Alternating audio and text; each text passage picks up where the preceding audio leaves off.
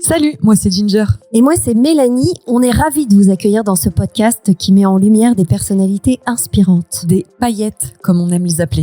Des êtres singuliers, lumineux, avec des récits qui méritent d'être entendus. On discutera de leur réussite bien sûr, mais aussi des épreuves qu'elles ont traversées parce que c'est précisément ce qui les rend uniques. Chaque paillette cache une force, une histoire, un éclat à découvrir. Bienvenue dans Je suis une paillette.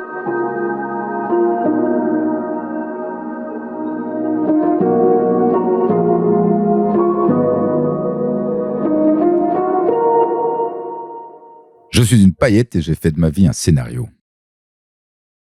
Salut les paillettes. Bonjour. Salut. Bonjour. Monsieur Paillette. Un 16% pour ceux qui suivent un petit peu. Je suis une paillette. Un 16% aujourd'hui, ça fait plaisir. On n'en a pas tant que ça. Merci d'être là. Merci de m'inviter. On va pas dévoiler. Hein. Tu connais ou pas l'émission, toi? Alors, je connais l'émission, je l'ai découverte via Spotify, qui m'a proposé un jour dans ma liste. Ouais. Donc, j'ai découvert, j'en ai écouté quelques-uns. Par contre, je ne sais pas ce que c'est qu'un 16%. Ah, voilà, c'est ça. C'est Eh ben oui. C'est dans nos auditeurs. Ah oui? On n'a que 16%. Ah oui, d'accord. Non, Bon, Ok. en vrai, A il y en a un priori. petit peu plus. Hein. Ouais. A priori, Oui, en tout cas. D'accord. Voilà. Bon, eh bien, 16%, très bien. Je Voilà, prends. tu es Ok, un 16%. Je prends. Avec un accent que j'adore. Non, mais on dit pas, Non, on dit pas non, pour non. moi. On dit rien. Non, mais Tout on le monde les- sait qu'il est Attends. Marseillais, ça c'est reconnu. Enfin, on dit rien. On va Non, non. savoir. Non, mais on commence toujours par la même question de toute façon. C'est ASVP. T'as la ref Ok. ou pas? Ouais. Ah, je sais que ce ville. Exactement. Comme sur j'ai les un peu chats à fréquenté l'époque, les, ouais, voilà, les caramels et J'ai tout mon ça. âge, hein, j'ai mon âge. Ouais, voilà. Et ça, on le J'ai sait mon pas âge. encore, justement. Non, ouais. Alors vas-y, c'est à toi. Ton âge. SV, Ouais. eh ben, j'ai 59 ans. Ok. Ouais. J'en aurai 60 en décembre. Je suis donc un 16%, Ouais. comme vous venez de le dire. Et j'habite à Ah, vas-y, dis-le. Bruxelles. Ah, j'adore. Ah, c'est Bruxelles, c'est pas Bruxelles. On vient d'en parler Ah. à l'instant parce que moi je dis Bruxelles, mais c'est vrai que les Bruxellois disent Bruxelles. Mais Ok. je sais pas pourquoi, parce qu'il y a un X quand même, et j'ai jamais compris pourquoi on ne le Mais prononçait pas. pour toi, c'est Bruxelles. Oui, mais tu je as me fais chaque toujours- fois reprendre par les Bruxellois qui me disent non, on dit Bruxelles. Mais pourtant, tu es bruxellois. Ah, complètement, ouais, depuis c'est toujours. drôle. Oui. T'es né à Ok. Bruxelles.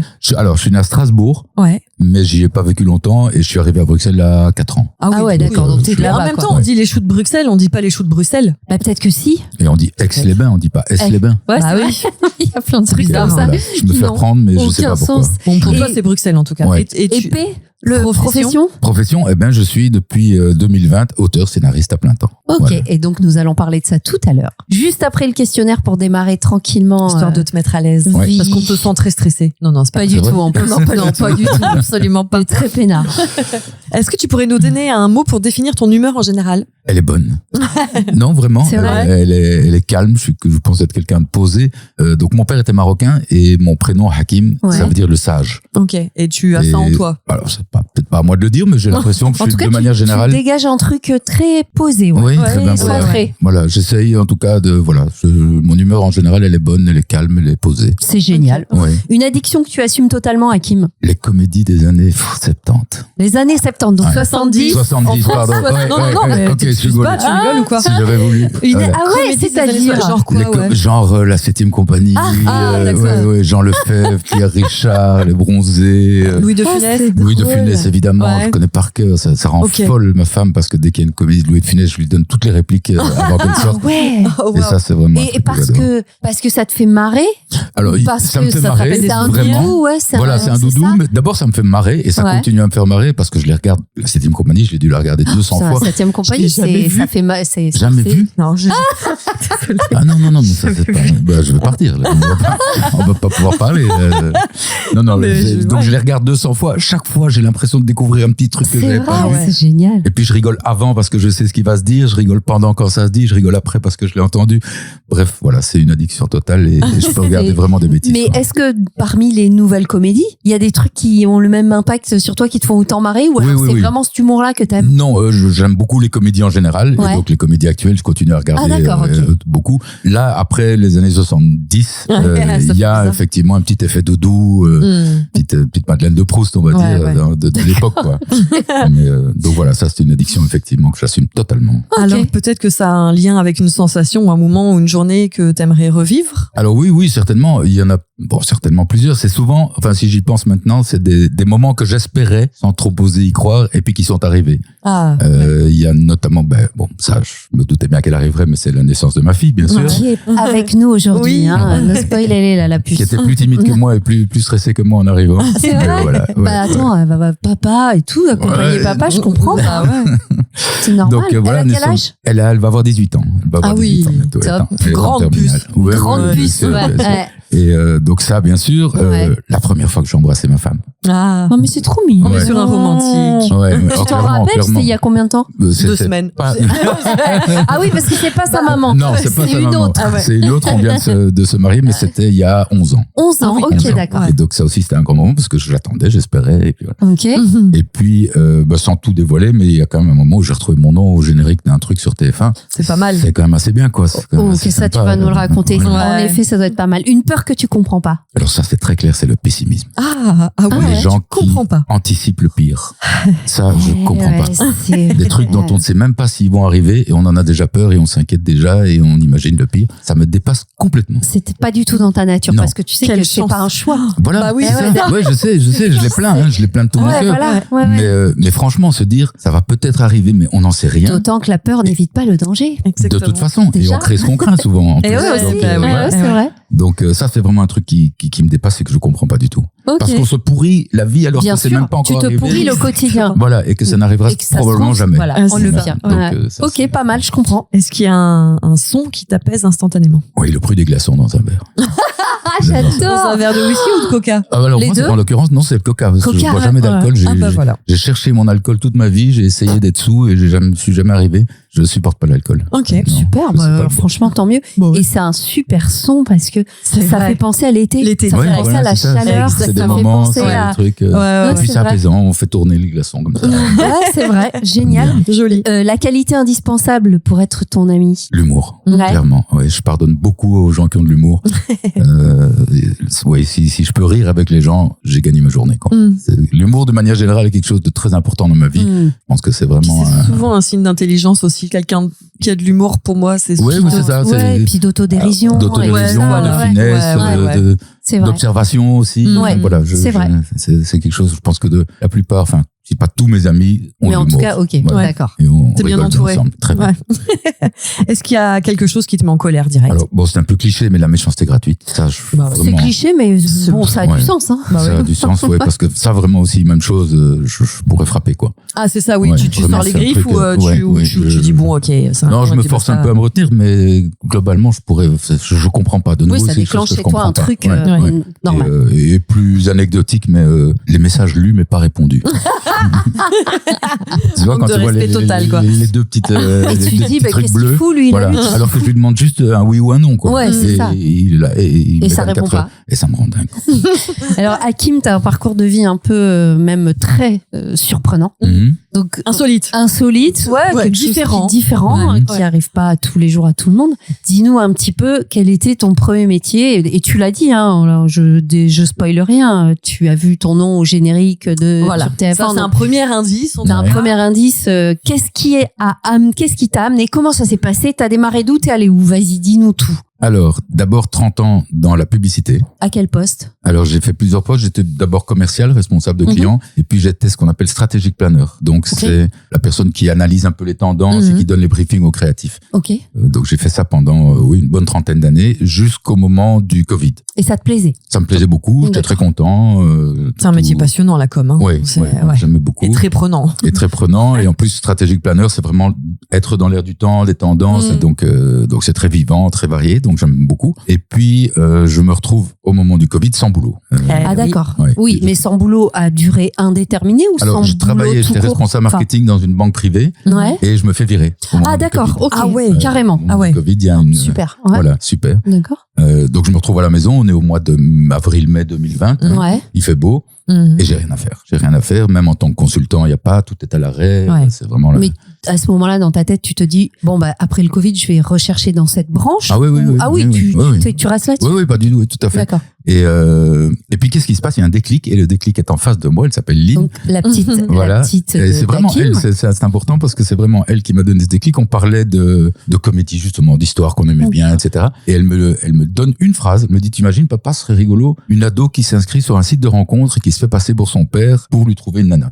Ok. Et je me dis, c'est rigolo, oui, c'est rigolo. Mais pourquoi t'as dit ça? Comme ça? Parce que, oui, on parlait de films qu'on aimait bien, de situations, de trucs qui pouvaient... Et là, tu te dis, bah tiens, cette comédie-là, elle n'existe pas, quoi. Voilà. Et ce serait sympa. Exactement. Ouais. Et donc, le lendemain matin, je me mets à mon ordi, mais vraiment sans aucune autre ambition. Comme j'aurais pu me dire, je vais me faire une balade dans la forêt. Tu vas t'occuper, quoi. Voilà, tu t'occupes la tête. Je vais m'occuper. Tu peux pas sortir, donc voilà. Et peut-être que dans 2 heures, j'en ai marre. Et de fait, j'en ai pas marre du tout. Et ça commence à me prendre, et ça vient, et ça vient. Mais tu te mets devant ton ordi et tu écris. Et j'écris. Mais t'écris quoi dans ta tête? Une histoire? L'histoire. Juste une histoire. L'histoire d'une ado, enfin, j'imagine, l'histoire d'une ado qui s'inscrit sur un site de rencontre, qui se fait passer pour son père, et puis tout ce qui peut se passer derrière. D'accord. Et ça vient, vraiment tout de seul. manière très fluide, très naturelle. T'avais jamais écrit avant? Non. Alors ma mère m'a rappelé que j'avais reçu un premier prix de concours en primaire. Et tu te rappelles pas? Une rédaction, je m'en souvenais plus. Non. Et t'as jamais écrit dans ta vie? Tu fais pas partie de ces gens? Non. Des SMS, même griffonner un truc dans un carnet, rien, jamais. Alors j'ai toujours aimé écrire. Ouais. Et je fais toujours attention à ce que j'écris. Ma femme dira que je l'ai séduite par écrit. Ouais. Mais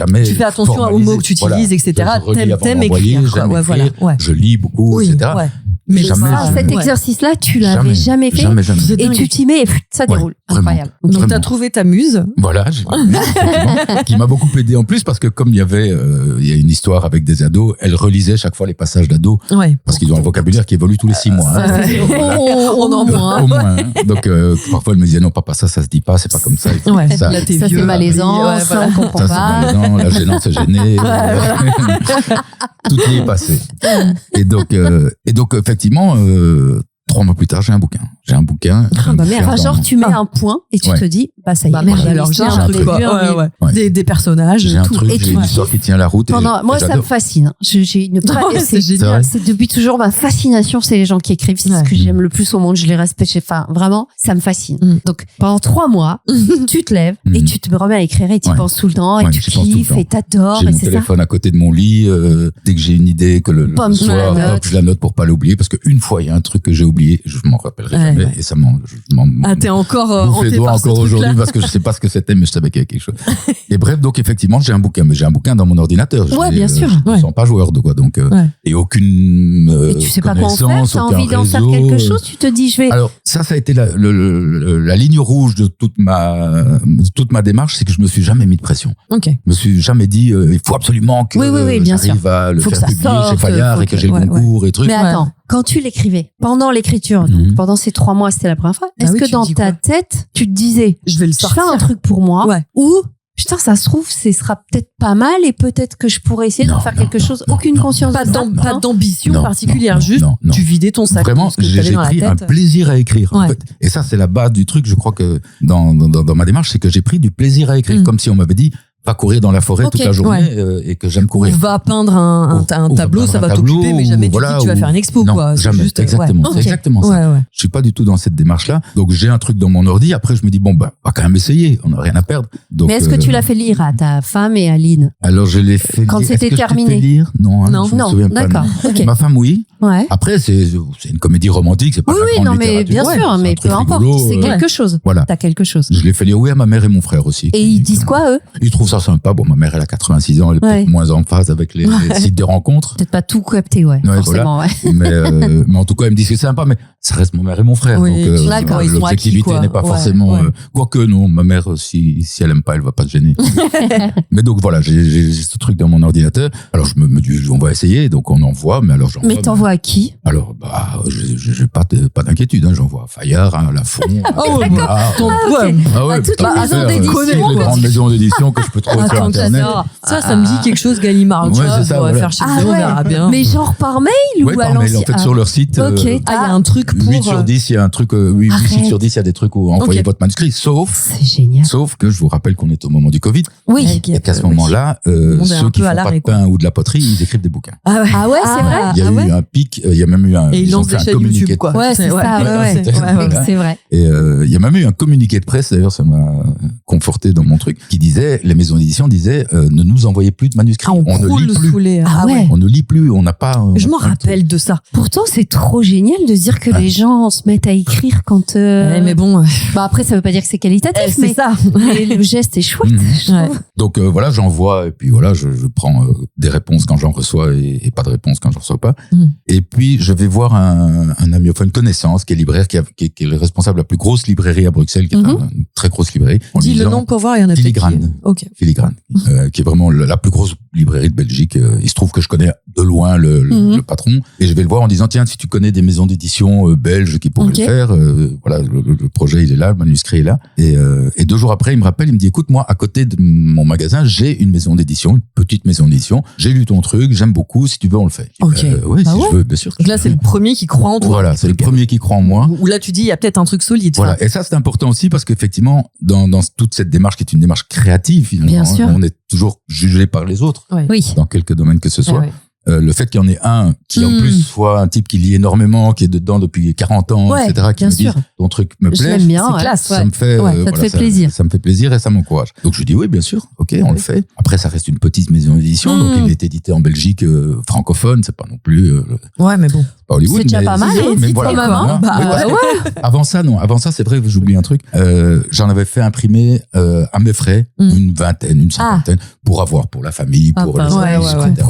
Carrément. Et puis voilà, il me dit on y va, donc on y va. Et 3 mois plus tard ou 6 mois plus tard, j'ai mon bouquin dans les librairies. Là, c'est fier. C'est cool. T'as pris des photos et tout de ton livre. Comment il s'appelle?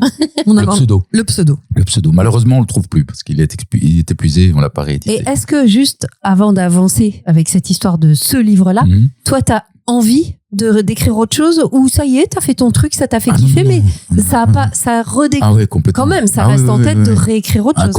Complètement. J'ai vraiment découvert une passion dans l'écriture, dans du plaisir que j'ai à écrire, à chercher des idées. C'est ça.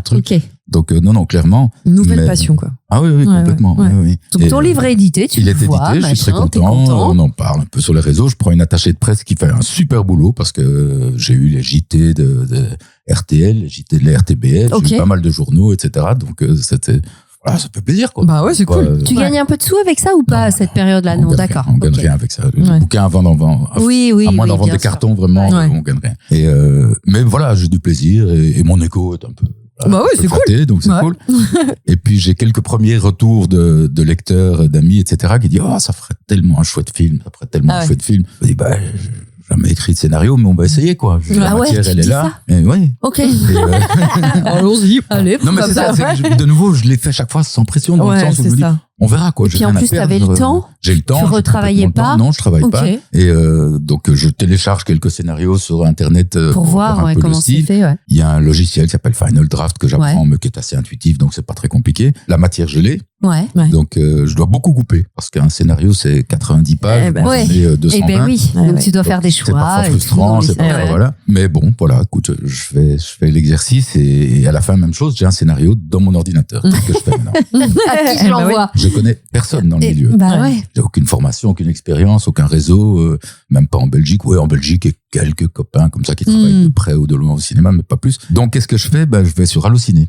Et je vais sur Allociné, je regarde comédie et je prends de 2015 à 2020 tous les producteurs, tous les réalisateurs de comédie. Et t'envoies des mails.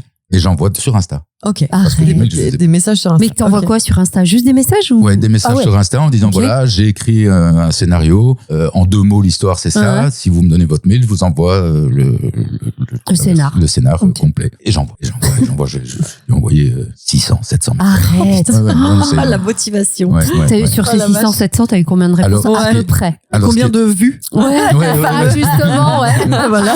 Mais de nouveau, je le fais en me disant, d'ailleurs, je commençais mon message comme ça, je disais j'ai une chance sur 20 millions d'avoir une réponse. Donc je le sais. Tu savais, bien sûr. Qu'on me réponde pas, ça me démoralise pas parce que c'est tellement normal. Mais par contre, j'ai des réponses de gens que j'attendais absolument pas. Genre Cédric Lapitch. Oh waouh, qui me répond et qui continue à me répondre quand je lui envoie des messages.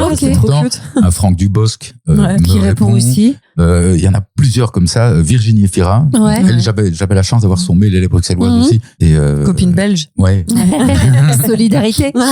Ouais, sans doute que ça a peut-être un peu joué. Bref, donc après 5-6 relances, elle m'a aussi répondu. Et chaque fois, ces gens, et ça c'est très important, j'ai eu pas mal de retours intéressants de gens du métier qui me disaient que c'était bien. Donc ça fait forcément c'est encourageant. Je pense que si à ce moment-là tout le monde m'avait dit laisse tomber, c'est nul, j'aurais pas continué. Je sais pas s'il l'aurait fait, mais comme ça aussi brutal, mais ou te faisant comprendre c'est sympa. Non mais tu vois, quand on dit c'est cool, je lirais, oui, et puis qu'au final t'as pas de retour. Ça t'encourage. Voilà, et même qui m'appelle Noémie Saglio, je sais pas si vous connaissez Noémie Saglio, qui est une scénariste qui a lancé Camille Cotin à l'époque avec Jonas, etc. Qu'est-ce qu'il y avait, Rodolphe Loga, qui est aussi un scénariste qui travaille beaucoup avec Guillaume Canet, Serge Azanavicius. Bien sûr. Aussi.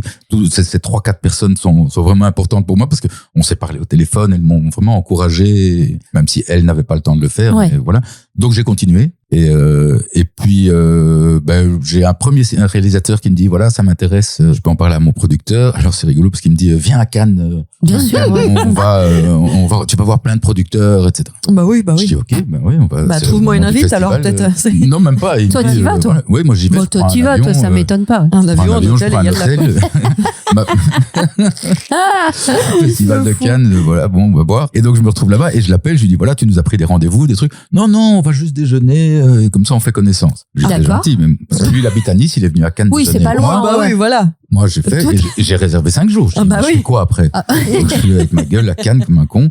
Je vais baratiner un stand pour avoir un badge parce qu'il faut avoir un badge. Bah oui, c'est ça. C'est obligatoire. J'arrive à avoir un badge en montrant sur Google que je suis quand même auteur, que j'ai écrit un bouquin et la fille est sympa, elle me donne un badge, mais je suis toujours derrière les barrières. Je dis, voilà. Donc je suis là pendant 4-5 jours et je reçois un deuxième coup de fil, cette fois d'un deuxième réalisateur qui me dit voilà, ça m'intéresse beaucoup.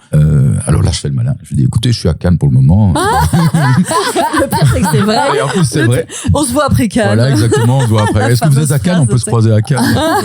Non, je suis à Paris. Bah écoutez, on se verra à Paris. Voilà. Et donc on se rencontre à Paris avec son producteur. Ok. Et là, c'est le premier coup de chance. Ils savent que TF1 cherche une comédie, un téléfilm de Noël pour l'année qui arrive. Du coup, on est en quoi, 2022 Là, on est en 2021. Je me rends compte, ça va quand même vite. Donc là, c'est Cannes.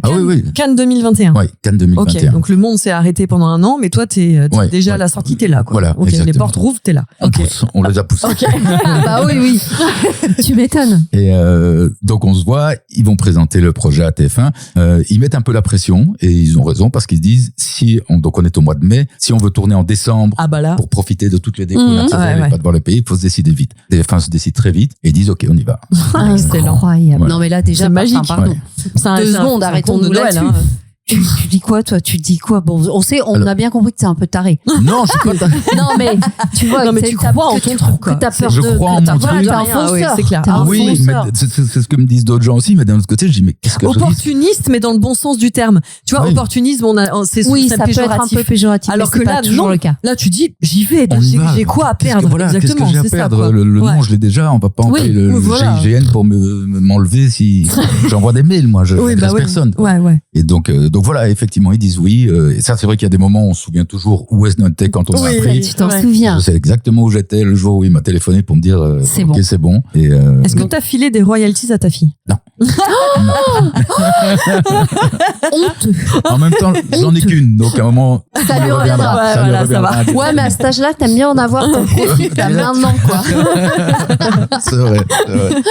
Non, mais ceci dit, tout le monde a dû être très fier de toi, notamment ta fille, ta femme. J'espère. Et c'est quand même un truc de malade. Est-ce qu'elles ont halluciné ou est-ce que se sont dit avec lui, c'est normal? Non, je pense quand même que c'était impressionnant. Et donc voilà, ils ont dit oui. Donc là, ils disent oui. Après, il se passe quoi? Alors le réalisateur reprend un peu le scénario parce qu'il n'était pas Noël, il a un peu noëlisé. Et puis, pardon aussi, on sait dans ces milieux-là que oui, ça veut pas dire c'est fait. Voilà. Non, il y a quelques étapes. Exactement. En milieu de en fait. Voilà. C'est vrai. Ouais. Exactement. Et ça, il me prévient. Il me dit voilà, ils ont dit oui. Mais oui pour réécrire le scénario. Voilà. Et puis ils s'autorisent toujours. Ils ont toujours c'est ça. Ils font ce qu'ils veulent, quoi. Ouais, bah oui. Et donc, jusqu'à la dernière minute. Et même, il me dit il y a des trucs qui ont été tournés qui n'ont jamais diffusés. Donc voilà, mais en attendant, donc ils travaillent. Et puis à un moment, le tournage commence. Et là c'est rigolo parce que toi, t'as assisté au tournage? Ouais, j'ai assisté pas tout le temps, mais j'ai été 4-5 fois. Quand même, ouais. T'as le droit de dire non. T'as le droit de juste rien dire du tout. C'est ça. Non, ça y est. C'est un protégé, voilà. Tu peux pas tout faire. Exactement. On te donne un casque, tu te mets dans le coin, tu bouge pas, tu ne déranges pas. Question, parce que on s'en fout. Il paye bien pour ça? T'es satisfait, toi, de ce qu'il te propose pour... Parce que souvent, on dit que scénariste, c'est un métier un peu bâtard. C'est pour ça, c'est intéressant. Pour être honnête, il me l'aurait pris pour rien, je l'aurais donné. Maintenant que je suis un peu plus au fait de ces questions-là, je me rends compte que je me suis un peu fait avoir, parce que voilà. Mais que tu aurais pu avoir plus. J'aurais pu avoir plus. Oui, d'accord, ok. Mais t'es quand même satisfait. Mais j'ai pas d'agent, j'ai pas c'est ton premier projet. Mais comme je vous dis, moi, je l'aurais donné gratuit. Je comprends. Pour avoir mon nom. Bien sûr, je comprends. Et donc voilà. Est-ce que tu écris en parallèle, là, tu continues ou pas? Alors, à ce moment-là, j'ai un deuxième roman qui est sorti aussi. Ok. Donc là, le truc est en train d'être tourné, mais toi, tu te remets à écrire. Tu t'as continué d'écrire. Voilà, un deuxième. Ouais. Et qui sort toujours avec la même maison d'édition? Voilà, avec toujours la même maison d'édition belge, qui fait sa vie aussi, très, très gentiment, voilà. Le tournage, c'est super. Écoute, moi, je suis là. T'as kiffé? Oui, je vois, t'as Hélène de Fougerolles qui dit une phrase que t'as écrite dans ton salon un an plus tôt. Quand même. Puis tu vois tes personnages. Tu vois les personnages. Tu les vois, là, ils sont là, ils existent, quoi. Il y a 2 ados en plus. Tu peux nous donner le nom du téléfilm, parce qu'on a des paillettes qui sont très curieuses. Ah oui? Alors ça s'appelle très geeks, qui vont retrouver, c'est sûr. Alors ça s'appelle Noël et plus si affinité. Ok. C'est passé en 2023 et c'est toujours sur TF1.fr. Ah bah voilà, trop bien. Moi aussi, j'ai regardé. Direct. Ok, génial. Et donc. Et les audiences étaient bonnes? Et les audiences, j'ai jamais su. Ah, c'est vrai? J'ai jamais su. Non, curieusement, j'ai jamais su vraiment exactement. C'est facile de le savoir. Mais parce que tu t'es pas renseigné ou? Je crois que j'ai envoyé 2-3 mails et puis j'ai jamais eu de réponse. Ah ouais, d'accord. Ok, ça marche. Pour dire que la production, voilà, eux, ils ont fait leur taf et puis c'est pas qu'on est. Voilà, ils ont fait chacun leur boulot et comme je te disais, une fois que t'as vendu, t'as plus rien à dire. Oui. Donc, non, mais c'est pour toi, pour dire alors attends quand même, combien qu'ils l'ont vu, quoi. Tu vois, c'est ok. Après, je me dis c'est un téléfilm de Noël, donc ça a dû. A priori, il marche généralement assez bien. Normalement. Et donc, t'as un deuxième livre qui sort en parallèle. Oui. Et après, qui fait sa vie, tu dis? Qui fait sa vie, et puis un troisième. D'accord, donc tu t'arrêtes vraiment pas d'écrire, quoi. Non. Les nouvelles idées, tu les trouves, donc c'est pareil, elles viennent comme ça, dès que tu te mets derrière ton ordi, ça y va? Non, elles viennent, je me mets derrière mon ordi quand j'ai l'idée. Ok. Et les idées viennent en général d'un thème. Ça peut être tout et n'importe quoi? Ça peut être tout et n'importe quoi, mais j'aime ancrer ce que j'écris dans des situations concrètes dans lesquelles les gens vont pouvoir s'identifier, etc. Attends, parce que le premier, tu nous as dit, donc c'est ta puce qui a donné le point de départ. Le deuxième, c'est venu de quoi? Alors le deuxième, c'est venu de quelque chose de peut-être un peu plus personnel, mais c'est un fils qui retrouve son père. Son père l'a un peu abandonné pendant 25 ans et il reprend contact avec son fils. D'accord. C'est un peu plus personnel. C'est le début. Voilà. Et qu'il l'emmène en voyage, ça s'appelle Le Plus Beau Cadeau. Okay. Et qu'il l'emmène faire un voyage. Je veux pas tout dévoiler, mais il y a de petites surprises. Il s'appelle comment celui-là? Le Plus Beau Cadeau. Le Plus Beau Cadeau. Ok. Voilà. Et ça, c'est un peu personnel parce que moi, j'ai perdu mon père quand j'avais 15 ans. Ouais. Et j'ai toujours imaginé qu'à un moment, il ressorte. Ok. En fait, j'étais là. Voilà, exactement. Point de départ. Et point de départ du troisième? Et le point de départ du troisième, ça, c'est vraiment un gimmick que j'ai, enfin, un truc que j'ai depuis qu'on a l'euro. Ça s'appelle le billet de 5. Et c'est l'histoire d'un billet de 5 qui va vivre 4 histoires différentes en passant d'une main. Voilà, exactement. Et c'est un truc que je me suis toujours dit depuis qu'on a l'euro. En plus, maintenant, je sais pas si c'était encore le cas, mais à l'époque, les premières pièces, on voyait vraiment de quel pays elles étaient, été frappées. Et je me suis toujours demandé, tiens, cette pièce qui vient d'Angleterre, qu'est-ce qu'elle a vécu avant, elle est passée pour arriver jusque dans ma main. Et donc là, j'ai imaginé 4 histoires. Ok. Là, à ce moment-là, je le fais avec un éditeur français parce qu'entre-temps, mon éditeur belge, il a arrêté son. Ah, d'accord. Et comment tu trouves un éditeur français alors à ce moment-là? Alors là, je reprends la même démarche, mais avec des agents littéraires. Ok. Donc, j'envoie à plein d'agents littéraires jusqu'à ce qu'il y en a un qui me répond assez vite et qui est très chouette, avec qui le contact passe très bien. Et lui, en 2 mois, m'a trouvé une maison d'édition. Okay. Donc là, c'est lui qui a fait le taf d'envoyer tous ces messages que tu as fait toi. Là, c'est lui qui l'a fait pour les maisons d'édition. D'accord. Okay. L'avantage d'un agent littéraire, c'est qu'il lui est là depuis 25 ans, il est connu dans le métier. Okay. Moi, j'arrive avec mon bien sûr, oui, c'est ça.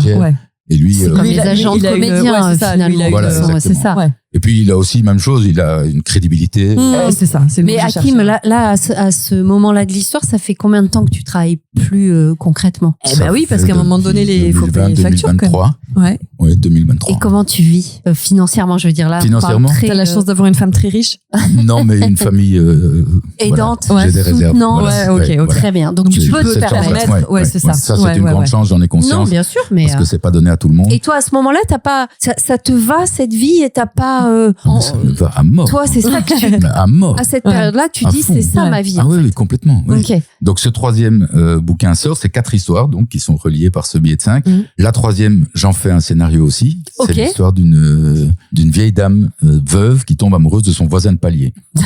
Sauf qu'elle, à 70 ans, n'a jamais dragué un homme de sa vie. Elle a été mariée pendant 50 ans. Elle ne sait pas du tout comment s'y prendre pour attirer son attention. Et donc, elle demande à sa petite fille, qui a 26 ans, mais qui, elle, est dans la mouvance LGBT, amour, machin. Dans l'air du temps. Dans l'air du temps, complètement, de la coacher pour devenir une séductrice. C'est drôle. C'est très marrant. Et son voisin a 25 ans ou? Et non, son voisin a le même âge qu'elle. Ok, ça va. Voilà. Et donc, et la même chose, je me dis, tiens, il y a un potentiel de scénario, donc je recommence. Je reprends ma liste et tu recommences. 300, et c'est reparti. 400, 500, 600 mails. C'est fou. Et la même chose, j'ai trouvé une productrice.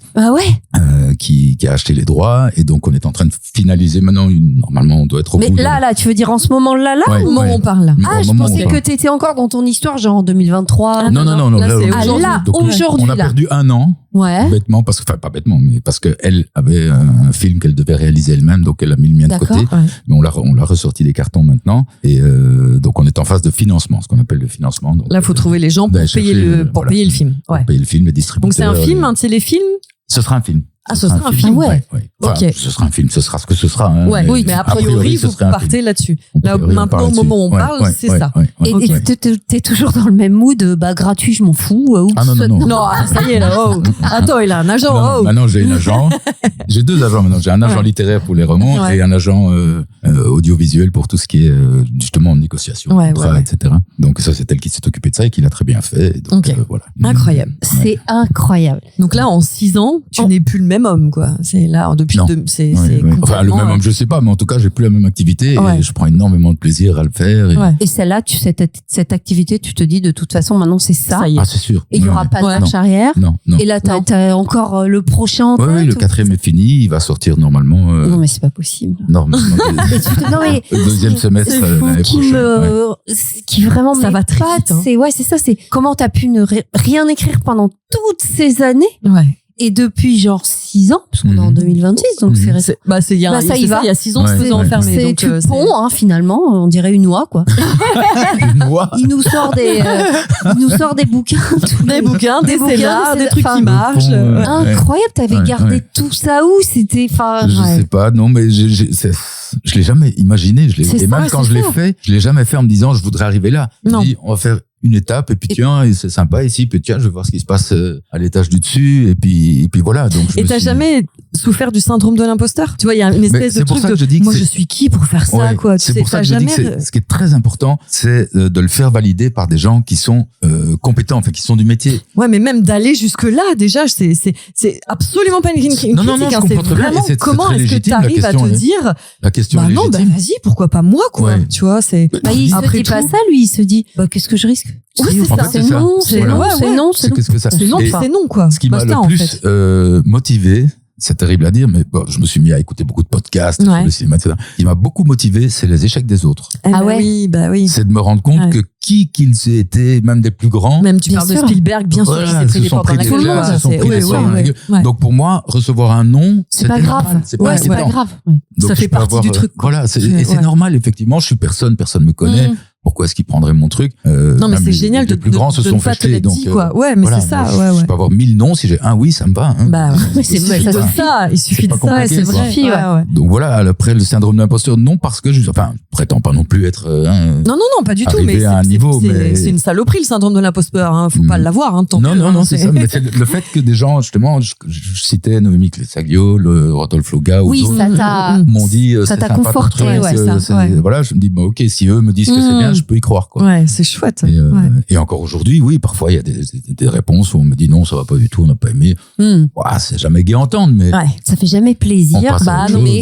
Mais c'est pas dramatique. C'est pas grave, pour te coucher, quoi. Voilà. Parce que d'autres avant moi, je voyais dernièrement Artus avec son petit truc en plus, il s'est fait jeter de toutes les grandes boîtes de prod, et finalement à l'arrivée il fait 10 millions d'entrées. C'est ça. Donc c'est un appui. On apprend tellement de nos échecs de toute façon. Et puis c'est un tempérament. C'est un tempérament. Je pense que tout le monde n'est pas capé pour avoir tout ça en lui et avancer, parce que je pense qu'on est obligé d'avoir ça en soi dans ce métier particulièrement pour avancer. Si tu t'effondres au moindre obstacle, c'est sûr. Tu ne le feras jamais. C'est sûr. Parce que ce métier n'est pas comme ça. Il y a que ça, il y a que des obstacles. Mais c'est ça, c'est se dire que les obstacles, c'est normal. Voilà. Tomber, c'est normal. Ça fait partie du truc. Ça fait partie du jeu. C'est pas grave. Tu te relèves et tu retournes. On y retourne, quoi. Si t'aimes vraiment ça, tu te relèves et tu retournes. Alors ça, c'est l'autre élément qui est très important. C'est se dire, je prends du plaisir à le faire. Exactement. Ah, mais c'est primordial. Voilà. Je prends un plaisir fou à écrire. Voilà. Si on me forçait à le faire et que je n'aimais pas, effectivement, qu'au deuxième obstacle, je me serais effondré. C'est évident. Mais là, j'ai du plaisir à le faire. Là, t'as découvert cette passion. Et là,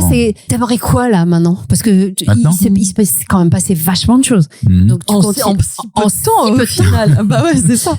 Qu'est-ce que là, vraiment, on dit à Kim, qu'est-ce que tu veux quoi? Une baguette magique, c'est quoi là maintenant? Être invité au Festival de Cannes. Le truc avec le badge qui t'attend dans ton enveloppe, dans ta boîte aux lettres. La marche supplémentaire à monter qui va encore te faire rêver, plaisir. Alors ce serait de concrétiser le deuxième, parce qu'effectivement il y en a eu un, j'ai envie de concrétiser le deuxième, parce que, comme tu disais très justement, c'est pas parce qu'un scénario a été vendu à une productrice qui sera forcément tourné ni diffusé, donc concrétiser. Mais bon, a priori, on va dire, on touche du bois. On touche du bois, ça normal. Tête de singe, ça se passe bien. Après, continuer à en faire. En vivre vraiment. Oui. Ou même pas, ou même ça, tu t'en fous un peu. Non, parce que c'est lié, parce qu'effectivement, si on fait des trucs qui plaisent, forcément, on prend une certaine valeur. Donc, en vivre, oui, mais surtout faire des trucs. Est-ce que tu penses que tu pourrais répondre à une commande, parce que ça arrive, il y a beaucoup de scénaristes qui ont dit, tiens, il faut que tu m'écrives un film là-dessus. Est-ce que tu aimerais faire ça? Alors, je n'aimerais pas. Ça, c'est sûr. Est-ce que je pourrais le faire? Je pense que ça dépend du style. Moi, je sais que j'ai un style très comédie romantique, très feel good. J'aime beaucoup l'humour, j'aime beaucoup l'émotion, les sentiments, la légèreté. Si on me demande de faire un truc sur la science-fiction, non, il n'y a pas une chance, quoi. Enfin, je serais pas la bonne personne pour le faire, de toute façon. Si, par contre, Franck Dubos me dit, je veux faire une comédie, est-ce que tu veux pas m'aider? Oui, Franck, quand tu veux. Allons-y. Oui, mais même si le sujet de base ne part pas de toi. Non, ça, c'est pas un problème. C'est un autre exercice. Non, c'est pas un problème. D'ailleurs, il y a une productrice, justement, qui m'a envoyé un mail la semaine passée parce qu'elle a eu une idée, elle voudrait qu'on travaille ensemble. Si l'idée m'intéresse, m'amuse et que je vois que je peux apporter quelque chose, je le ferai avec plaisir. C'est pas parce que ça vient pas de moi. Mais il faut que le sujet me parle, évidemment. Oui. Que tu sois apte à répondre à, que je me sens. Et c'est quoi ton quotidien aujourd'hui? Ça se passe comment le quotidien d'un mec qui écrit? D'un auteur? Il y a deux quotidiens. Il y a le quotidien de l'auteur en écriture. Alors c'est quoi ça, celui-là déjà? Il se lève, pas trop tôt non plus. Il aime bien dormir. Il aime bien dormir et il aime bien travailler tard aussi. C'est ça, en décalé. Donc, c'est la nuit. Il se lève, il écrit. Il relit ce qu'il a écrit la veille. Parfois il barre, parfois il corrige, voilà. Et puis il avance. Moi, je fais pas de plan. En général, quand j'écris, je dois vraiment me mettre dans mon histoire, dans mon ordinateur pour que les idées viennent. Donc il écrit. Pendant la période d'écriture, c'est vraiment ça. Et puis il y a la période après, une fois que c'est fait, effectivement, il faut vendre. Les mails. Il écrit des mails. Il écrit des mails et des mails et des mails. Copier, coller, pas se tromper dans les prénoms. Pas remettre la boulette. Mettre la pièce jointe. T'oublies pas la pièce jointe. Exactement. Kim, t'as oublié la pièce jointe. Ou pas mettre les 25 000 en dessous. Oui. Donc, et ça, c'est autant de temps. C'est bien sûr. Plus de temps que pour écrire, quoi. Sûrement peut-être un peu moins intéressant à faire. Mais oui, clairement, mais bon. Mais il faut le faire. C'est rafraîchir ses mails pour voir qui a répondu. C'est stressant. Et attendre après, du coup. Après, il y a l'attente. Il y a l'attente, exactement. Donc voilà, et puis l'attente d'une nouvelle idée aussi. Oui. Ah oui, ça, parce que celle-là, il faut qu'elle vienne, mais on ne sait pas si elle va venir. Non. Syndrome de la page blanche. Le prochain, ce sera un thème podcast, tu vas voir. C'est un truc. Donc voilà, le quotidien, c'est un peu ça, c'est écrire son travail ou des mails ou relancer, faire un peu sa pub, quoi. C'est un peu son marketing aussi. C'est ça. En fait, t'es allé à bonne école pendant 20 ans, quoi. Mais je pense que oui, t'as appris ton ancien métier. Ça m'a aidé. J'ai toujours bien compris qu'on peut avoir le meilleur produit du monde. Si personne ne le sait, ça sert à rien. Donc il faut y aller, il faut se pousser, il faut se mettre en avant, il faut y croire. Faut y croire, parce que si moi j'y crois pas, personne ne va y croire à ma place. C'est une vie très solitaire, hein. Oui, après j'ai la chance d'être entouré par la famille et des amis en dehors. J'ai une vie en dehors de l'écriture. Et c'est aussi l'avantage de pouvoir de pas avoir ni d'horaire ni de timing. Si un jour je dis aujourd'hui je le sens pas, je le fais pas. Et ils sont heureux pour toi de ce changement de vie? Tout ton entourage est heureux? Je pense, oui. Hein. Ouais, tu leur as... oui. Alors voilà, Lynn, la fille qui me fait oui avec un très grand sourire et vraiment... On sent sincère. Ta chérie aussi. Ma chérie aussi, elle est contente, elle est toujours ma première relectrice, donc elle me fait toujours des commentaires. Oui, très encourageante, franchement, et très pertinente aussi. Ouais, ça c'est chouette. T'es entouré, quoi. T'es entouré. Oui, je suis vraiment bien entouré. On dit solitaire, mais c'est pas vrai parce que c'est vraiment. Non, mais c'est pendant la création. Voilà, la création, le premier jet créatif est vraiment solitaire. Après, il y a quand même pas mal d'échanges aussi. Mais t'as de la chance, t'as pas une seule personne qui à un moment donné t'a dit Hakim, t'es gentil, mais tu veux pas retourner faire commercial là, tu vois, c'était bien, c'était carré, c'était. Non. T'as 50 balais là. Arrête un peu. Non, mais à l'époque, tu vois, arrête un peu tes conneries là, Michel. Ça va, c'est bon, on a fait le tour. Ça y est, il a fait Mumus. T'as ta crise de la cinquantaine. Allez, maintenant c'est bon, retourne travailler. Allez, il va aller travailler, celui-ci va arrêter de nous faire chier avec ces histoires. Non, je pense pas. Non, heureusement, je pense que ma femme est contente que je sois beaucoup plus disponible. Elle travaille beaucoup, donc moi je peux. Elle fait quoi sans indiscrétion? Elle travaille dans une société. Maison d'édition. Non, c'est l'équivalent de Gaz de France. D'accord. Ça s'appelle Fluxis en Belgique. Ok. Et donc, elle a des horaires, c'est elle a des horaires, bureau, elle a des jours de 5 semaines de vacances par an. Heureusement, elle en a beaucoup. Mais au moins, elle a beaucoup de pression. En plus, maintenant, avec tout ce qui se passe avec les défis énergétiques dans le gaz, etc. Elle est vraiment débordée. Donc, elle est contente que je sois un peu disponible. Que tu arrives avec de la légèreté. Quand elle revient, t'es léger à la maison, ça va. Comme je disais au début, je suis calme. C'est vrai que on arrive quasi, ça passe très vite, quasiment, à la fin de ce podcast, mais c'est vrai que tu dégages un truc tellement en place, en fait, aligné. Ah ouais, tu vois ce que je veux dire? T'as des gens comme ça, tu les vois, tu dis, ils marchent et puis t'as l'autre personne, leur double qui est juste à côté, quoi. Tu dis là, ça va pas. Mais toi, là, non, c'est bon. Merci. Incroyable. Je sais pas à quoi tu ressemblais il y a 6 ans. Ouais, on sait pas. J'aurais été intéressée de te croiser il y a 6 ans, de passer comme ça 1 heure ensemble, tu vois. Parce que là, c'est incroyable. C'est gentil, merci beaucoup. Puis t'es d'un optimisme vachement communicatif, tu vois, tu donnes envie de croire en ses rêves, quoi. C'est ce que je dis, beaucoup de gens viennent me voir pour en parler, je dis essayez, même si évidemment que vous avez un boulot, vous avez une famille, même si c'est pour écrire 2 heures par semaine, faites-le si c'est ça qui vous plaît. Ou autre chose, et puis on verra bien, ou autre chose, effectivement, c'est un hobby, quoi. Au final, c'est le message que tu pourrais, pour terminer entre guillemets ce podcast, le message que tu pourrais passer aux paillettes qui t'écoutent. Ce serait quoi? Pourquoi est-ce que t'es venu nous voir? Qu'est-ce que t'as envie de leur dire? Qu'est-ce que t'as envie de leur dire? Mais j'ai envie de dire, alors c'est cliché, c'est tellement bateau. Mais vas-y, la vie est cliché, hein, parfois. En fait, faites-le. Faites. Osez. Voilà, osez. Vous avez envie d'essayer un truc, faites. Et évidemment que vous pouvez pas y passer la journée à écrire des bouquins ou à faire de la poterie, mais faites-le 2 heures par semaine, faites-le 4 heures par mois, prenez-le comme un hobby, mais faites. Parce que le fait de faire donne envie de continuer. C'est une fois que ça a commencé, moi j'étais pris dans ma propre histoire et donc j'avais envie qu'elle avance, j'avais envie qu'elle continue. Et au début j'écrivais 2 heures par jour et puis 4 et puis 8. Donc c'est le fait de commencer qui donne la motivation. Et c'est souvent ça le plus difficile de commencer. Voilà. Parce que comme tu disais au début du podcast, il y a des gens qui ont peur avant même que les choses arrivent. Oui, c'est ça. Mais si tu ne fais rien, tu restes dans ta peur et tu ne sauras jamais si laisser ça transformer. Les gens se disent à un moment, je vais écrire un bouquin, et ben évidemment que je trouverai pas de maison d'édition, évidemment. Évidemment. À côté de fin, ils ont autre chose à foutre que d'écouter mes bouquins, mes conneries et mes trucs. Oui, mais non. On va voir, quoi. Oui, mais non. On va voir, la preuve que non. T'es la preuve vivante que non. Au final, on n'en sait rien. Tout peut arriver. Et quand bien même ce serait pas arrivé, c'est pas grave. Non. J'ai écrit un bouquin qui tu l'as fait, il y a pas de regret. Je l'ai fait imprimer, il restera pour les autres. T'as passé du bon temps. Je me suis bien amusé. Ça aussi, voilà, c'est cette notion de plaisir à le faire. Faut pas se forcer à faire quelque chose qu'on n'a pas envie de faire juste pour un hypothétique résultat. Si on prend déjà du plaisir à le faire, c'est génial. Tu te rends compte, t'as que un enfant? J'ai qu'une fille, T'as qu'une fille, c'est un exemple, je sais pas, c'est génial d'avoir 17 ans et tu es vraiment l'opine du chef, elle est je trouve que c'est un très bel exemple pour un enfant et positif parce que souvent cette génération est acculée, enfoncée, rabaissée. On se dit mais comment ils arrivent encore à rêver? Comment ils arrivent encore à rêver? Comment on peut empêcher toute cette jeunesse de rêver en permanence? C'est insupportable. Et j'adore avoir des contre-exemples d'enfants, de jeunes qui grandissent avec une image comme ça, qui est fantastique parce que elle grandit en se disant En fait, si on croit si on croit en ce fait et qu'on en a envie, le résultat est pas mal, quoi. Faut avoir confiance. Voilà, c'est vrai. Et Lynn, elle sait ce qu'elle veut faire plus tard. Lynn, elle voudrait faire la psychologie dans le domaine criminel policier. Wow, génial. Oh, bah alors là, source de. Ah ouais, là, elle pourra me ramener des histoires. Une muse incroyable. Là, elle va me ramener des histoires.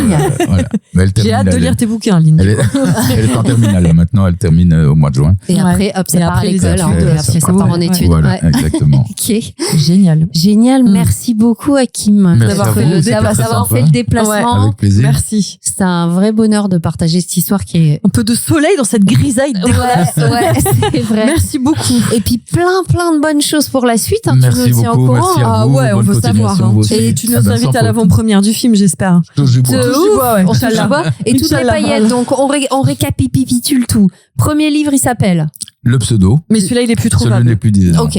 Le deuxième. Le plus beau cadeau, à mon avis. Bon, t'as des paillettes qui sont très fortes. Ils sont très chauds. Le troisième. Le troisième s'appelle le billet de 5. Et celui-là est encore tout à fait disponible. Ok, le billet de 5 disponible. Voilà. Si vous voulez regarder le téléfilm, il est dispo sur TF1. TF1.fr. Ouais. Noël n'est plus si affinité. Avec Hélène Faugerolles et Lanny Cautery. Et Florent Père. Quand même. Et le prochain, on vous tiendra au courant, évidemment, de l'avancée. Voilà. Avec plaisir. On espère qu'on te porte chance. Certainement, aucun problème. Voilà. Merci beaucoup, Hakim. Merci à vous. Merci. À bientôt. Au revoir. Au revoir, les paillettes.